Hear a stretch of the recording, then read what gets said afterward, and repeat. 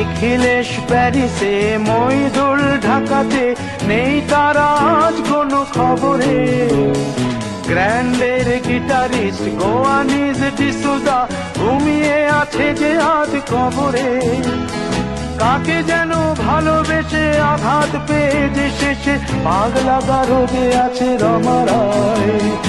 অমলটা ধুকছে দুরন্ত ক্যান্সারে, জীবন করেনি তাকে ক্ষমা। কফি হাউসের সেই আড্ডাটা আজ আর নেই, আজ আর নেই। কোথায় হারিয়ে গেল সোনালি বিকেলগুলো সেই।